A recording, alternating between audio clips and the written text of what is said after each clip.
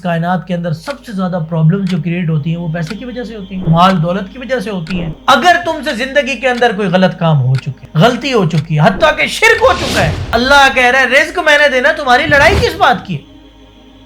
تو ان a short summary اگر آپ کو بتاؤں کہ بندہ اگر اپنی زندگی کا ہر قدم اس نیت کو سامنے رکھتے ہوئے اٹھانا شروع کر دے اور اس بات کو ذہن میں رکھتے ہوئے اپنی زندگی کا ہر قدم اٹھائے کہ میری زندگی کے اس قدم سے کہیں میرا رب مجھ سے ناراض نہ ہو جائے بلکہ میرا رب مجھ سے راضی ہو جائے، اگر یہ بات ذہن میں رکھتے ہوئے اپنی زندگی کے قدم اٹھانا شروع کر دے انسان، ان ربی اعلی صراط مستقیم، یہ بندہ صراط مستقیم پہ ہوگا، اور جہاں اس کی زندگی کی ڈور ختم ہو رہی ہوگی اسی اینڈ پہ اللہ رب العزت کی اس کے ساتھ ملاقات ہو رہی ہوگی۔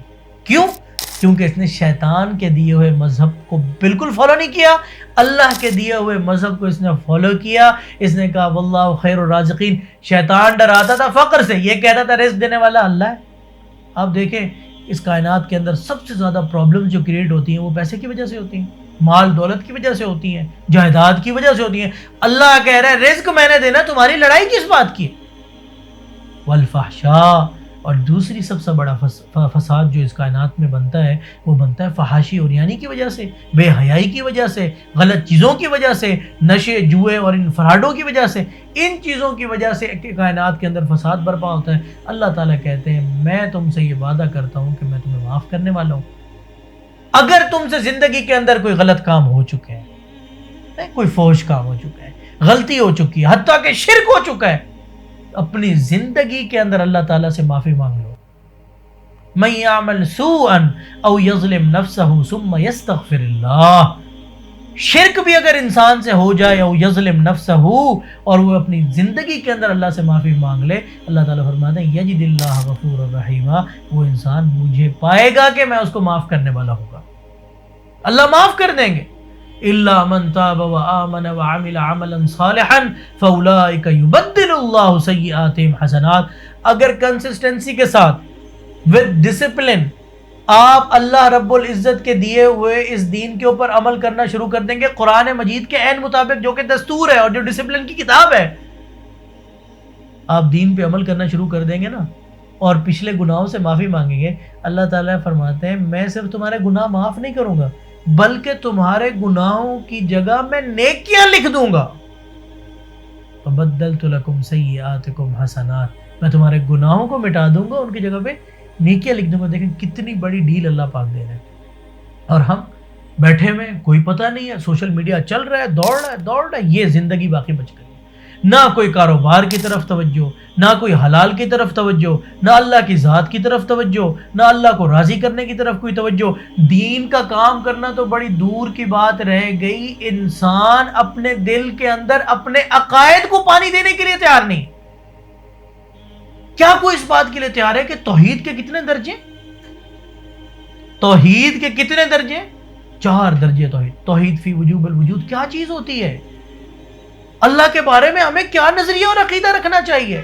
الہ کیا ہوتا ہے اور کون ہوتا ہے؟ اپنے دل کے اندر موجود عقیدے کو پانی دینے کی بھی ہمارے اندر سخت اور کوشش ختم ہو چکی ہے۔ کیوں؟ کیونکہ شیطان نے ہمیں اٹھا کے لگا دیا اپنے کاموں پہ۔ کیا کرتا ہے سوشل میڈیا؟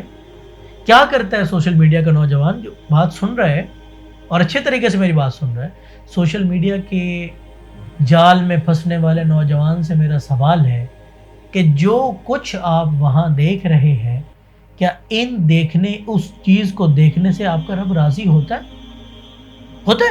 اگر تو آپ وہ دیکھ رہے ہیں جن کو دیکھنے سے آپ کا رب راضی ہوتا ہے تو آپ مبارک کے حقدار ہیں، کیوں آپ پازیٹیو استعمال کر رہے ہیں، آپ ڈسپلن کے اندر ہیں۔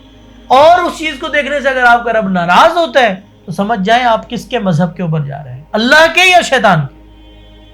اور اللہ تعالیٰ نے واضح طور پہ قرآن مجید کے اندر فرمایا ہے کہ شیطان تمہارا سب سے بڑا دشمن ہے، عدو مبین، سب سے بڑا دشمن ہے تمہارا شیطان۔